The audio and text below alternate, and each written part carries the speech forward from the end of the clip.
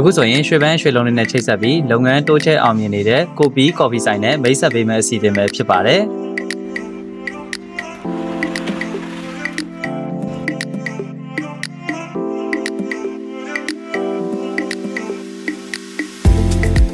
ဟုတ်ကဲ့မင်္ဂလာပါကျွန်တော်ကတော့ Coffee Cafe ရဲ့ founder တယောက်ဖြစ်ပါတယ်ကျွန်တော်တို့ဒီဇိုင်းလေးကို2023မှာစတင်တည်ထောင်ခဲ့တာဖြစ်ပါတယ်အဓိကရည်ရွယ်ချက်ကတော့ကျွန်တော်ဒီ Coffee Culture နဲ့ပတ်သက်ပြီးလူငယ်တွေကို sharing တွေလုပ်ချင်တာရယ်လူငယ်တွေ Coffee ဆိုင်ထိုင်တဲ့ culture လေးကိုပုံမှန်ကျင့်ပြန်ချင်တာဒီအတွက်ရည်ရွယ်ပြီးတော့ကျွန်တော် Coffee ဆိုင်လေးကိုစတင်ဖွင့်ပြခဲ့တာဖြစ်ပါတယ်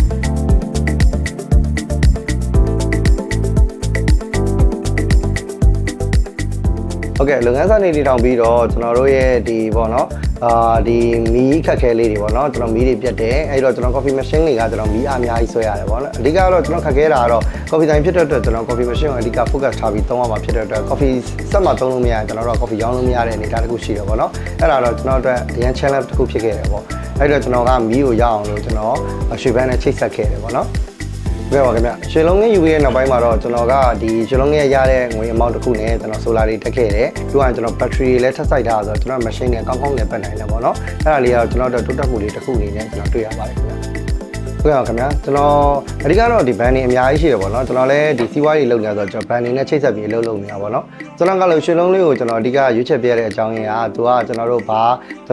က်ဆိုင်မှုမှကျွန်တော်တို့ပေးထားကြမလို့ဘူးနောက်တစ်ခုကကျွန်တော်တို့အရန် easy going ဖြစ်တယ်ပေါ့နော်ဘန်ဝန်ထမ်းနေနဲ့လည်းကျွန်တော်ချိတ်ဆက်ရတာလွယ်ကူတယ်ပြီးသွားရင်ကျွန်တော်တို့ကို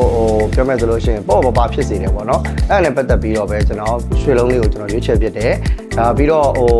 လာစဉ်လဲကျွန်တော်တို့အများနဲ့ remind လုပ်ပေးတယ်အားလုံးလည်းအဆင်ပြေအောင်လို့အကုန်လုံးလုပ်ပေးထားတာမျိုးလေးရှိတော့ကျွန်တော်အားကြောင့်ရွှေလုံးလေးကိုရွေးချယ်ပြတာဖြစ်ပါတယ်ခင်ဗျနောက်ပိုင်းမှာလည်းကျွန်တော်ရွှေလုံးလေးနဲ့ဆက်ပြီးတော့လုံးလေးယူဖို့အစီအစဉ်တွေရှိတယ်ထပ်ပြီးတော့လည်းကျွန်တော် business တွေထပ်ချက်ဖို့ရှိရတဲ့ရွှေလုံးလေးနဲ့ရေရှည်လက်တွဲသွားဖို့အစီအစဉ်တွေအများကြီးရှိပါတယ်ခင်ဗျလုပ်ငန်းတစ်ခုကိုလုပ်မယ်ဆိုလို့ရှိရင်တော့ဗျာကျွန်တော်တို့ကအကျွေးလို့မမှတ်ပဲနဲ့ကျွန်တော်တို့ပေါ့နော်ဒီဘန်လုံးနေနဲ့အလုပ်လုပ်ကြည့်ပါလို့ကျွန်တော်ပြောချင်ပါတယ်ကျွန်တော်တို့တစ်ချိန်လုံးကလည်းကျွန်တော်တို့ဘန်နေနဲ့အလုပ်လုပ်ရမယ်ဆိုရင်ကျွန်တော်တို့ကကြောက်ရွံ့ခဲ့တာရှိပါတယ်ဒါပေမဲ့အခုချိန်မှာကျွန်တော်ဘန်နဲ့အလုပ်လုပ်တဲ့အခါမှာအပြင်ထွက်အတိုးသက်သာပြီးတော့ကျွန်တော်တို့လုပ်ငန်းတွေကိုထည့်ပြီးတော့ချက်ထွင်နိုင်တဲ့အတွက်ရွှေလုံးလေးနဲ့လက်တွဲကြည့်ပါလို့ကျွန်တော်ဒီကနေပြီးတော့စကားလေးပါပေးရတယ်ဟုတ်ကဲ့အားလုံးကျေးဇူးတင်ပါတယ်ခင်ဗျာရွှေလုံးလေးလည်းဒီထက်မကအောင်ပါစေလို့ဆုမွန်ကောင်းတောင်းလိုက်ပါတယ်ကျေးဇူးတင်ပါတယ်